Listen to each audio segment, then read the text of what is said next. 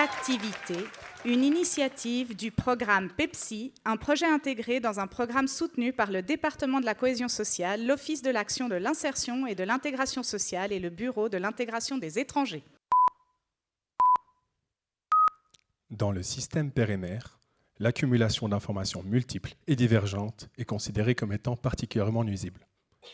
À Genève, les étudiants infirmiers enquêtent sur des activités engagées par un programme appelé PEPSI, l'unité d'élite sur le développement de l'enfant. Voici leur histoire. Touloum. Salut, t'as du retard? Ouais, désolé, je devais donner le biberon à Cunégonde. Comment ça? T'as décidé de pas l'allaiter? Pourquoi tu me parles d'allaitement, toi? Tu sais même pas quand est-ce qu'il faut introduire le brocoli. Bien sûr que je sais, comme si je nourrissais pas mon enfant de la bonne manière. Ouais, enfin, lui donner une sucette à chaque fois qu'il pleure, je sais pas si je dirais que c'est une bonne idée. C'est toujours mieux que de lui donner son téléphone. Moi, je dis ça, mais je dis rien. Mais t'as le temps, toi, de le faire jouer chaque seconde de la journée? Bon, il y a du monde qui nous regarde. Ça te dit, on parle de notre projet? Ouais, ok. Est-ce qu'il y a des parents ou futurs parents présents dans la salle? Vous avez déjà tous été confrontés par des monsieur, madame, je sais tout. En Suisse, 7 parents sur 20 ressentent de l'épuisement parental. Effectivement, l'arrivée d'un enfant est souvent un chamboulement à plusieurs niveaux. Cette transition impacte non seulement la structure familiale, mais aussi son fonctionnement, les habitudes de vie des parents et les relations sociales. C'est d'ailleurs pour ces raisons que le programme PEPSI a été créé. Il vous accompagne dans la transition qu'est la parentalité, en valorisant vos compétences ainsi que votre pouvoir d'agir, et ce, quels que soient vos horizons. Le programme PEPSI propose des ateliers co-construits avec les parents en partant de leurs besoins concernant le développement de leurs enfants.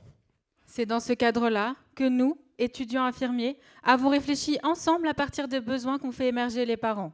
Nous avons proposé 2 ateliers participatifs à la Maison de la Créativité, un autour des des activités alternatives aux écrans et un autour de la diversification alimentaire. 4h37. C'est le temps moyen passé devant les écrans par semaine chez les enfants de 1 à 6 ans.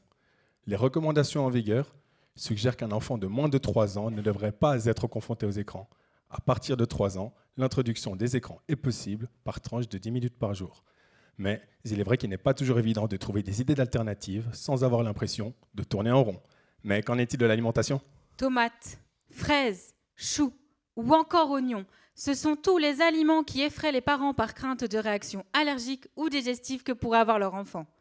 La Société suisse de nutrition affirme que dès 4 mois, la diversification alimentaire est possible. Elle propose une frise chronologique permettant de savoir quel aliment introduire et à quel moment.